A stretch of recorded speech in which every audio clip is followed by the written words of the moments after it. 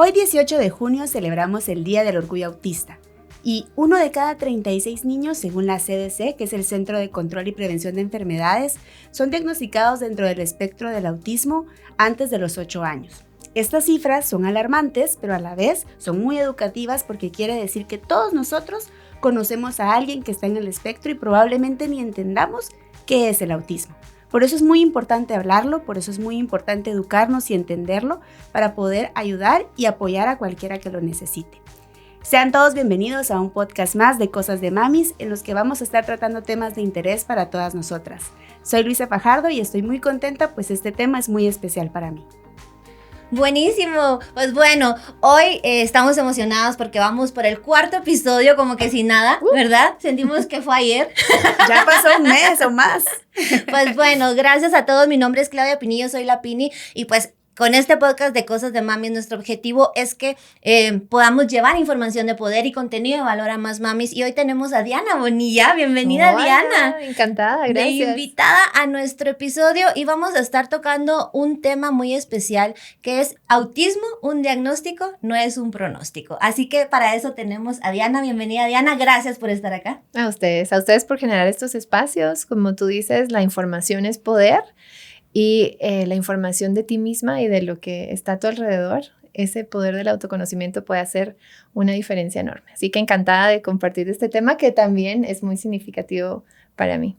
La verdad es que para todas las que estamos buscando constantemente información, pues Diana es un ente referente en Guatemala, pero habrán personas que no tengan el gusto de conocerte, de seguir tus redes, de saber en dónde pueden encontrar un espacio para platicar contigo. Me gustaría que tomáramos un minuto de este podcast para que te presentaras con todas ellas. Bueno, pues tengo la dicha de que lo que he aprendido ha sido a través de una experiencia personal muy cercana. Tengo grandes maestros en mi vida. Siempre he dicho que mi primer amor fue la sordoceguera porque tengo un hermanito sordociego que adoptamos cuando yo era una adolescente y que definió mi trayecto de vida. Imagínense un niño que no ve, que no escucha, por lo tanto no sabe que existe el lenguaje hablado porque no se puede tocar.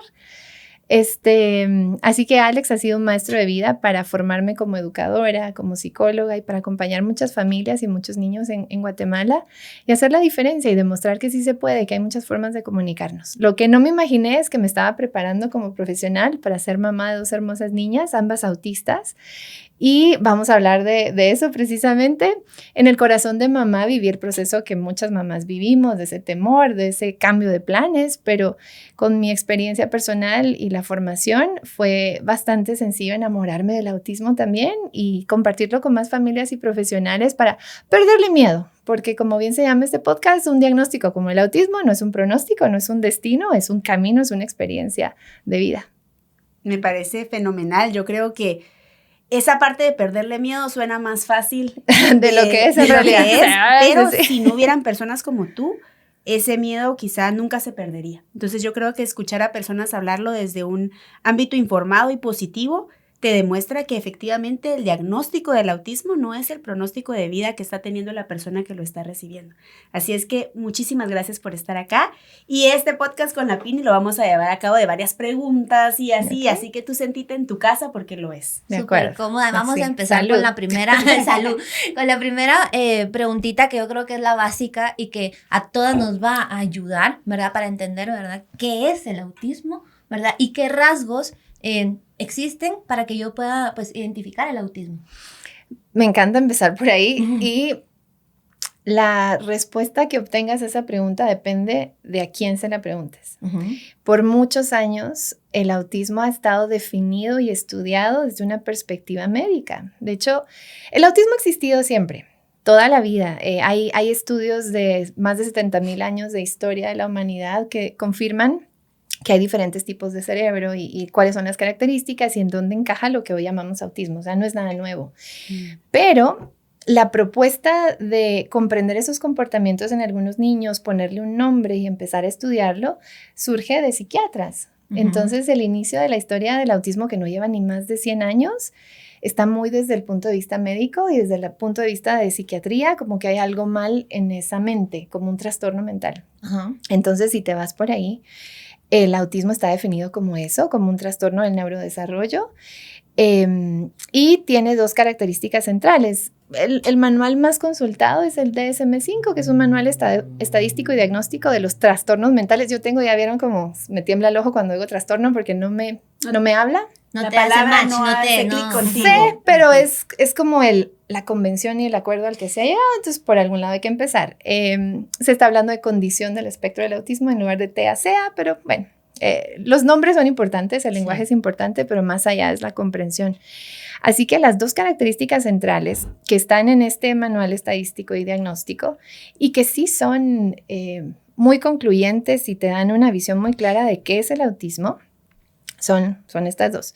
Primero, la comunicación y la interacción social para una persona autista va a ser diferente. Yo le pongo ahí diferente, el manual dice deficiente. Ok. Pero es deficiente cuando lo comparas con alguien que no es autista y eso es injusto. Ok. Porque si a nosotros nos compararan con un autista, seríamos deficientes en las áreas en donde ellos son fuertes. Entonces, Sí. diferente, Me ¿sí? gusta. Pero es muy evidente, la comunicación y la interacción social es diferente a lo esperado por la sociedad, que somos en mayoría personas no autistas. ¿Y cómo se pueden ver estas diferencias? De diferentes maneras. Puede ser en el contacto visual. Puede ser que haya menos contacto visual. O puede ser que haya demasiado contacto visual y como sin tanto límite de tu espacio personal. Puede ser que para una persona que usa lenguaje hablado sea difícil iniciar una conversación. Pero si es un tema que le apasiona, que sea muy difícil medir en qué momento detenerse cuando su interlocutor está ya como aburrido. Puede ser la forma de jugar. Puede ser que prefieren juego paralelo, o sea, estar ahí acompañados, pero en su rollo, en su forma de jugar. Puede ser que su estilo de juego no sea compartido por otros niños de su edad. Puede ser que sean demasiado francos, sin filtros al momento de hablar. Okay. Entonces te podría dar un montón de características, pero en esencia, cuando tú interactúas con esa persona, detectas que su estilo de comunicar y de interactuar es diferente. A veces es muy evidente porque hay necesidades importantes de apoyo, no hay mucha comunicación efectiva, hay temas de comportamiento. A veces es más evidente, pero esa es como la parte central. Todas las personas autistas que reciben un diagnóstico tienen esas diferencias. Lo lindo es que se han hecho estudios que se llaman de la doble empatía, que reúnen personas autistas de diferentes edades y observan su interacción y su comunicación, y personas no autistas. Y los autistas autistean a gusto. No hay problemas entre ellos de expectativas, ellos juego paralelo, o sea, son directos y nadie se lo toma personal. Se sienten cómodos en el espacio con otros autistas. Porque como sus cerebros funcionan de una manera muy parecida y su comportamiento, sus expectativas sociales son muy similares, entonces es como hablar de una cultura distinta cuando lo ves así. Y entonces el problema surge o las dificultades surgen cuando deben encajar en las expectativas de la cultura dominante. Esa es una característica. Y la segunda es que sus intereses tienden a ser muy específicos. No me gusta la palabra restringidos porque eso es lo que dice el manual. Restringido. Vamos a tener que ver cómo se modifica, decís tú, ¿verdad? Vamos a editar se puede ese manual. Se puede, no he investigado cómo puedo yo aportar, pero creo que hay una comunidad autista muy fuerte haciendo presión social y yo espero que se modifique. Así que tenemos esperanza, porque la última edición fue 2013, ya más de 10 años. Ya toca. Entonces, habla de intereses restringidos, a mí me gusta decir como intereses profundos o muy específicos y una tendencia a la repetición. Entonces, pues verás niños que juegan de alinear sus juguetes y ponerlos siempre de la misma manera, en el mismo orden, con una precisión impresionante, o temas de interés muy específicos, señales de tránsito, y a veces intereses que no son comunes para otros niños de la misma edad. El hermano de una amiga era con la guía telefónica. Por ejemplo. Fíjate, era la guía telefónica y la guía telefónica y a todos lados con la guía telefónica. Y entonces se nota que les apasiona algo con mucha intensidad. Y que hay esta tendencia a la repetición. Por ejemplo, les encanta un episodio de algún programa, pero ese episodio y lo repiten en el minuto exacto, regresan y lo vuelven a ver y lo vuelven a ver y lo vuelven. Y no se aburren porque es un tipo de cerebro yo le llamo un tipo de cerebro como muy afín a la ciencia, a la parte científica, al método científico. Porque observan un fenómeno muchas veces, cambian una variable, ven qué pasa. Y de hecho en la historia de la humanidad hay muchos científicos, Thomas Alva Edison, por ejemplo, que cuando se revisa su vida y su comportamiento, si en aquel entonces hubiera existido autismo, posiblemente hubiera recibido el diagnóstico. Habría sido diagnosticado. Pero esas características de cómo funciona su cerebro y cómo se comporta y qué le interesaba, lo sacaron de la escuela, le dijeron a la mamá que era un fracaso rotundo, pero era porque no respondían su curiosidad y él fue autodidacta y se revisó todos los libros de la biblioteca de su pueblo para poder aprender. Así que esas son las dos características centrales. Si les preguntas a la comunidad autista, te dan una definición mucho más simple. A mí la que me gusta es la de Reframing Autism, son de Australia. Y dicen, el autismo es un término que solamente representa una combinación muy particular de fortalezas, desafíos y diferencias en el cerebro de una persona. Eso es, pero no es un trastorno, no es una enfermedad. Sí, es bien importante lo del tema de enfermedad porque es como uno, por no tener como el conocimiento, caes en la imprudencia, ¿verdad? Entonces digo yo, como tener esas palabras tan importantes, la comunicación, y tú decís, o sea, tengo que aprender para poder comunicar bien, ¿verdad? Y al final es un tema importante y la bendición son estos espacios, justo, ¿verdad? Que eso no existía y como decías tú, por allá afuera hay mucha gente que tal vez no sabe, ¿verdad? Que tiene autismo y están funcionando, ¿verdad? Pero entonces de esto se trata, ¿verdad? De que podamos comunicarlo y que lo hagamos como más familiar, ¿verdad? Más natural. Más esa natural, es la esa es la invitación. palabra. Naturalizar la forma en la que hablamos de autismo como una diferencia. Y ya no es tiene autismo o niños con autismo, es autista. Es autista. Porque ser autista es describir una característica esencial de su identidad. Sí. No va a dejar de ser autista. Y si no tiene el diagnóstico, no significa que no lo sea.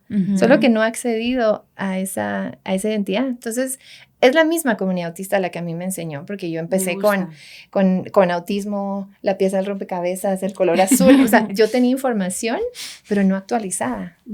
Y entonces la comunidad autista fue la que a mí me enseñó a verlo con más naturalidad y con ese orgullo. Mi esposo es autista, mis 2 hijas son autistas, así que la rara en mi casa soy yo. Y bueno. Diferente. Y lo que creo, sí, la diferente. Sí. Y lo que creo realmente es que escucharte es también refrescante para quien recibe el diagnóstico, porque se siente una descarga el saber que no debe de verlo como algo negativo, como algo, generalmente cuando tú comentas a alguien más, bueno, mi hijo puede que esté en el espectro del autismo, la primera reacción que recibes es, lo siento, claro. Ay, qué pena. O no saben qué decir.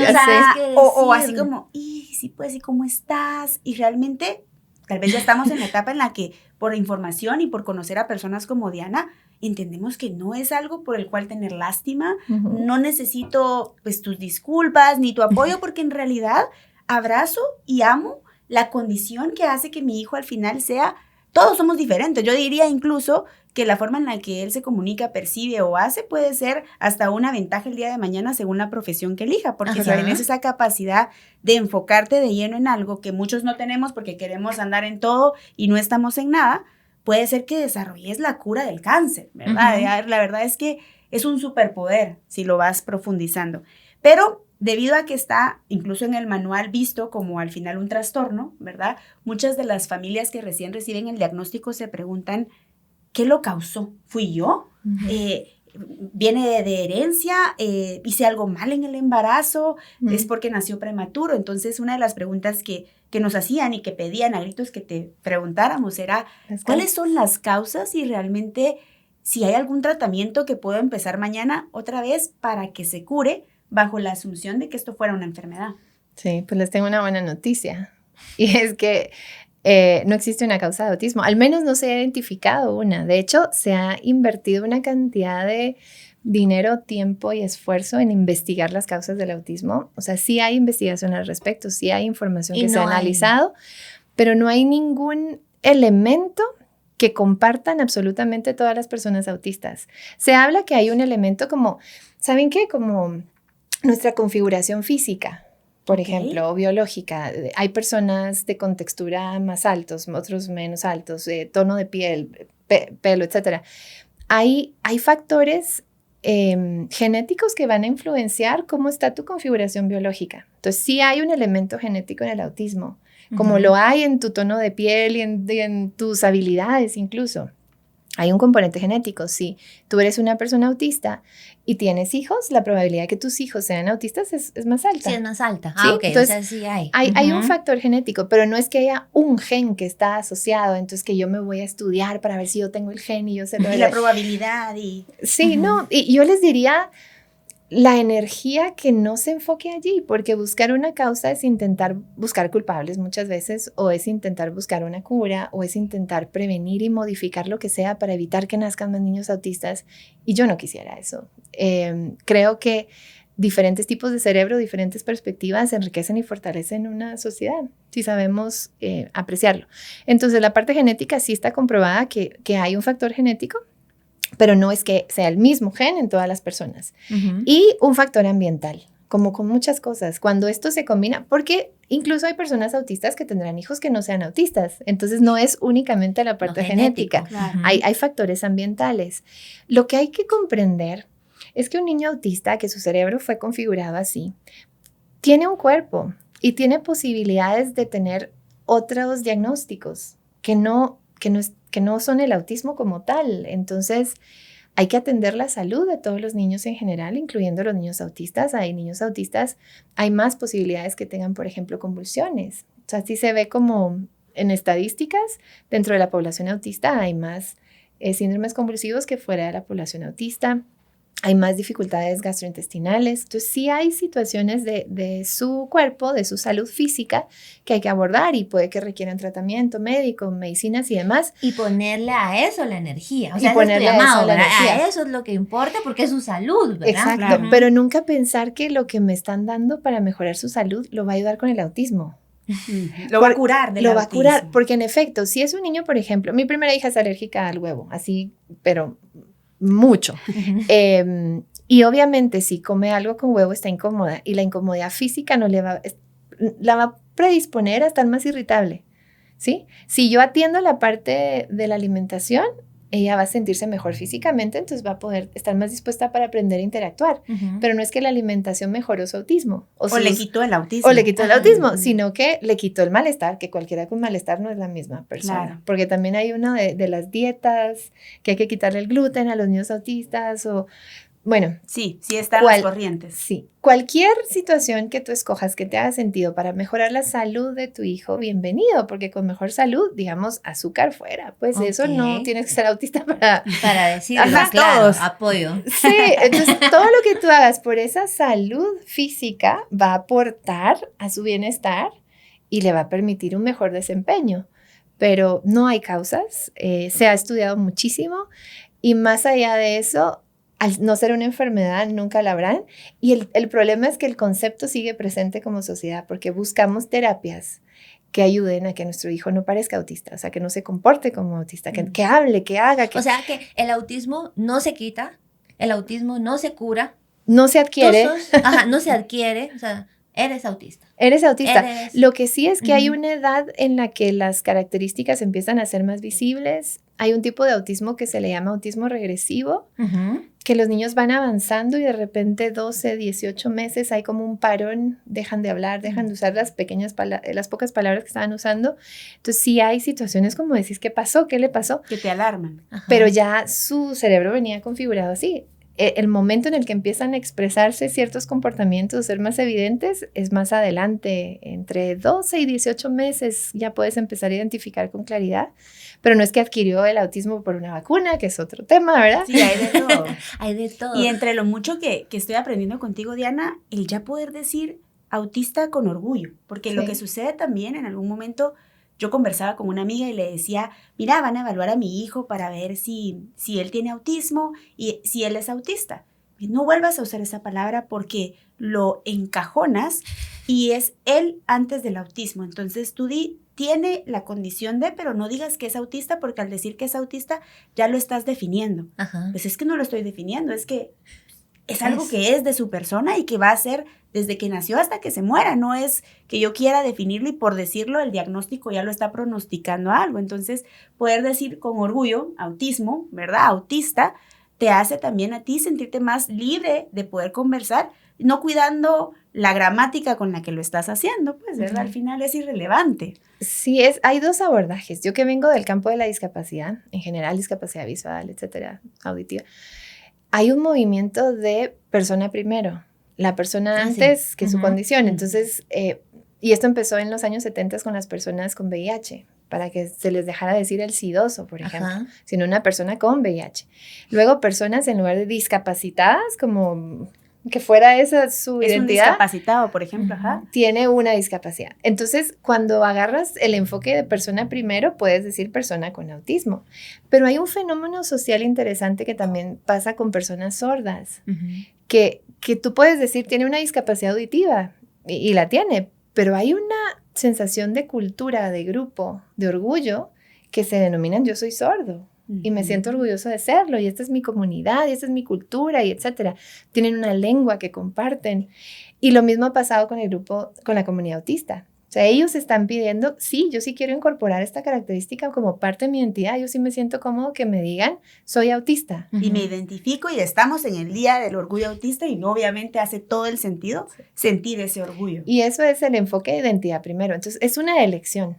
La gran mayoría han hecho estadísticas y encuestas en línea de más del 90% de personas autistas se identifica con identidad primero, soy autista. Entonces, nada de autismo sin autistas. Si queremos aprender de autismo, lo primero es que hay que escuchar a quienes lo viven, porque de verdad sabrán cómo acercarnos a comprender su experiencia de vida. Y yo creo que lo que decías, Lisa, también va de la mano en el hecho que se cree que es una enfermedad. Entonces, digamos, tu amiga con toda la intención linda del caso, pero si ella lo ve como una enfermedad, tal vez desde ahí lo estaba analizando, ¿verdad? Sí, creo que cuando lo he conversado muchas veces es, no, espérate, tal vez no, seguí evaluando, yo no lo veo así, ¿verdad? Todo el mundo es experto, ¿no? Todo el mundo sabe.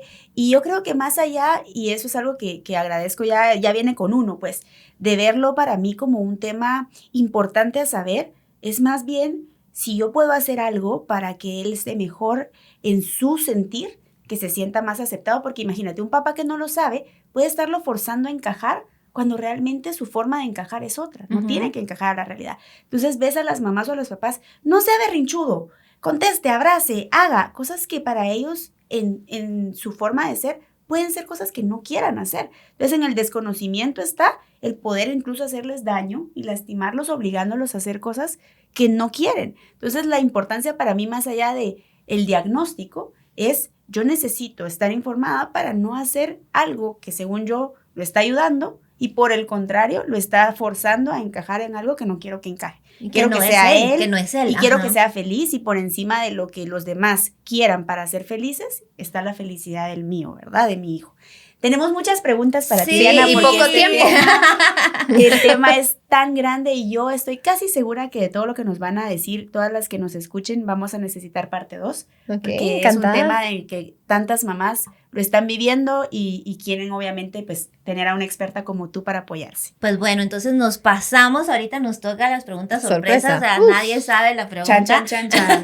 Pero que obviamente te la quería hacer, ¿verdad? Así que vamos a leer la primera. Dice, una mami nos dice, debería ser obligatorio que los colegios fueran inclusivos y permitieran a mi hija Sophie estudiar adecuándole el plan curricular. Ella tiene autismo y no puede procesar la información de la misma forma que otros niños. Pero permítanme que aquí pura la doña que ya no. Pero hay un colegio que por ser bilingüe y tener buena reputación se reservó el derecho de admisión. Dizque porque son un colegio de alto desempeño y mi Sophie no podría aguantar la carga académica. Quisiera demandarlos, pero no tengo los medios. ¿Qué me recomiendas que haga? Uy, este es un tema duro y presente. En Guatemala, en Latinoamérica y en el mundo, el sistema educativo tiene que transformarse, sí o sí. Y no solo estamos hablando de estudiantes autistas, estamos hablando en general. Un sistema educativo que deje de estar esperando un comportamiento igual de todos los niños y esperando que todos aprendan igual. Y el tema de los colegios es que por tratarse de entidades privadas se reservan el derecho de admisión. Y conozco familias que recorrieron y tocaron 20 puertas de diferentes colegios y en todos lados es no. Wow. Y la respuesta muchas veces no estamos preparados para su hijo.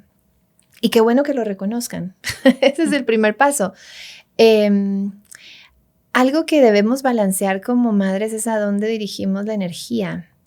De hecho, el formar colegios, el darle las herramientas puede lograr más que demandarlos. Sé que genera indignación, sé que la educación es un derecho. Trabajo muy de cerca con el sistema educativo público, porque ahí, por ley, deben ser inclusivos, pero que lo sean, que abran sus puertas, no significa que tengan las herramientas, que estén preparados. La vocación docente hace toda la diferencia. Y yo creo, siempre hay un lugar adecuado para ti y tu hijo. En Guatemala vas a encontrar un lugar. No es cerrarnos las posibilidades, porque un lugar que te haga sentido, yo por lo menos pongo primero las competencias y los valores que la carga académica. Sí. Creo que es más importante para la vida el aprender a convivir, a trabajar en equipo, a conversar, a escuchar. A tomar decisiones. Que memorizar, ¿verdad? Sí. Y vas a encontrar, creo que por eso es importante hacer comunidad. A la pregunta de qué hago es formar comunidad, acercarte a otras familias que han vivido experiencias similares y sumar desde ahí. Los movimientos más fuertes en cualquier país que ha hecho cambios en legislación viene de las familias. Es el empuje que dan, sobre todo a las madres, a que las cosas cambien, pero se puede más con miel que con hiel. Así que no los demandes. Igual y también un mensaje para los colegios, si alguien del gremio educativo está escuchando, es no solo no estamos preparados para, sino empecémonos a preparar. Correcto. ¿Verdad? Porque pues sí, es un poco fácil de responder el no estoy preparado, pero realmente estoy haciendo algo para estarlo, porque cuanto más inclusivos somos, mejor. Yo creo que a raíz de que mis hijos nacieron prematuros, la pregunta de ¿ustedes son inclusivos? Se volvió parte del checklist de colegios, pero el 90% de papás no es algo que presionen ni pregunten, y al no hacerlo, no forzan a la institución educativa a tener el interés de verse como una institución que se está preparando y formando. A esa mami yo le diría que hay, ¿verdad? Tú encontraste alguna opción, hemos encontrado opciones, es de buscar un colegio donde la quieran más allá de obligarlos a que me la reciban, porque ¿cómo se va a sentir forzando ese ingreso si realmente el colegio, por su alta carga académica, considera que no podría, ¿verdad? Entonces, que no está sola, que sí es cierto, como dice Diana, que es un problema en Guatemala, pero sí hay, probablemente por ahí en los comentarios y todo podemos ir aportando varias recomendaciones y quien que te invitamos algún día a algún colegio que lo sea, pero sí creo que se hace más con miel que con hiel. Yo tengo otra para ti. A ver, otra sorpresa. Vamos a ver si realmente es un tema muy apasionante para muchas. Dice así: mi corazón de madre me dice que mi hijo tiene algo. No es como los demás niños. Me cuesta mucho que siga instrucciones o que me haga caso. También disfruta estar solo y no tolera que lo abrace o bese mucho. De la nada puede perder el control y hacerme berrinche. Pero nadie me cree. Ni siquiera su pediatra, que me vive repitiendo que todo está bien. Mi suegra me dice que lo estoy malcriando. En fin, me siento sola, nadie me apoya. Mi pregunta es, Diana, ¿con quién puedo ir para que me ayude a ver si son cosas mías o si sí tiene algo? Conmigo.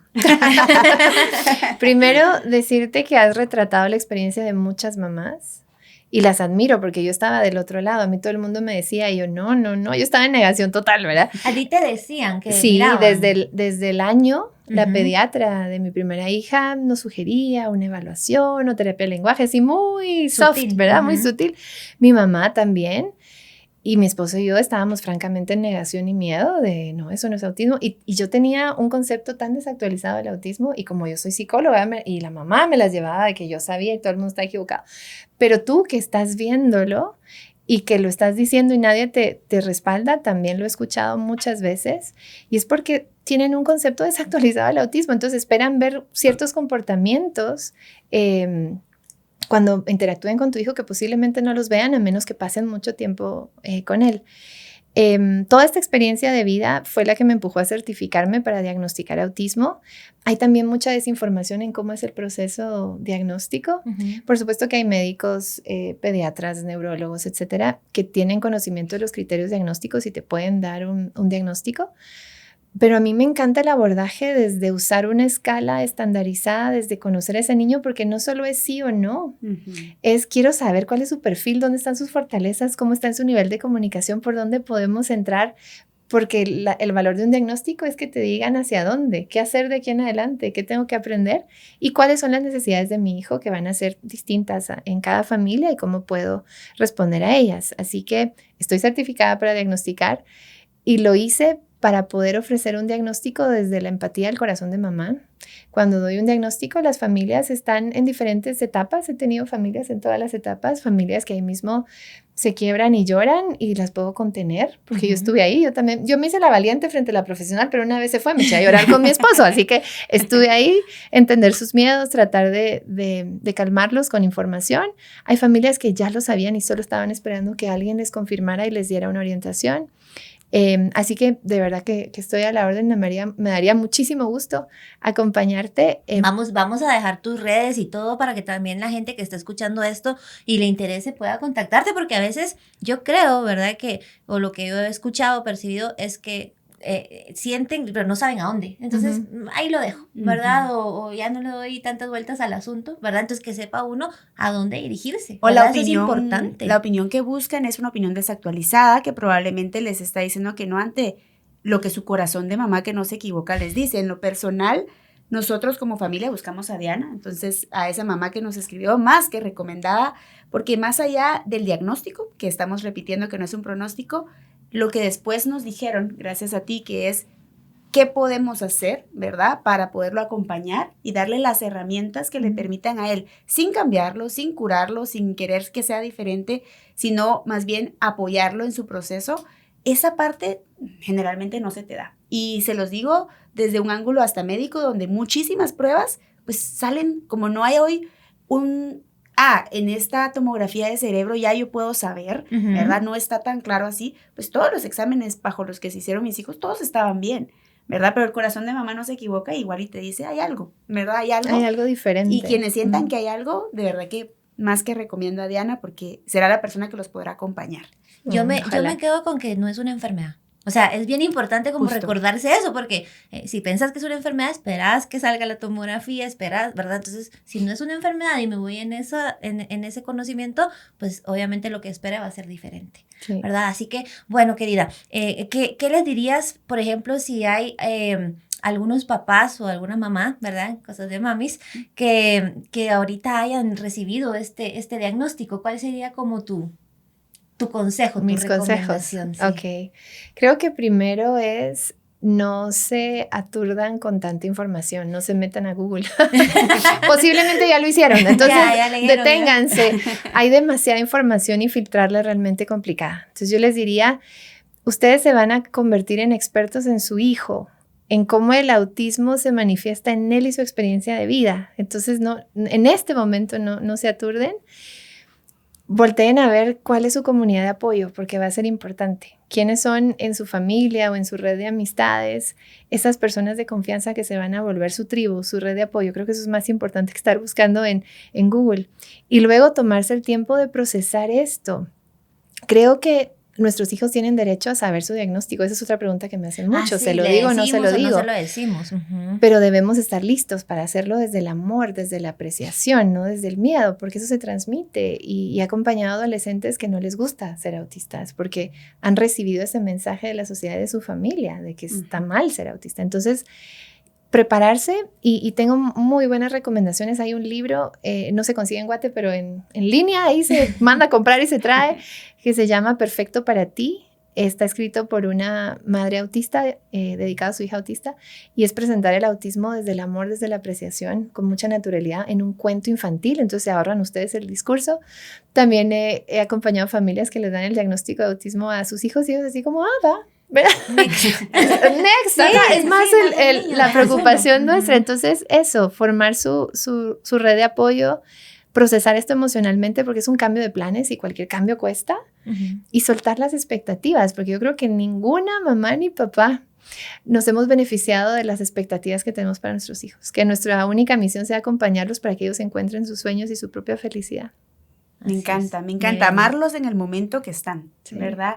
Muchísimas gracias. No encuentro una mejor forma de celebrar el 18 de junio el orgullo autista que hablando realmente con una persona conocedora desde todo, desde el ángulo de mamá, desde el ángulo de esposa, desde el ángulo de profesional. Eras la persona ideal para poder celebrar este día. Gracias por aceptar nuestra invitación, por educarnos, ¿verdad? Sí. Educarnos a todas las que te estamos oyendo.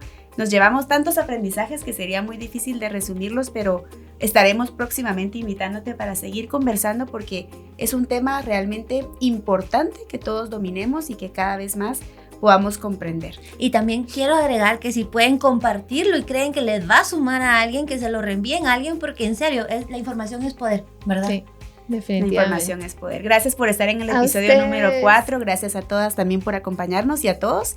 Y esperamos seguir teniendo temas de mucho interés para los demás. Claro que sí. Gracias, Diana. Nos despedimos. Chao y chao. Chao.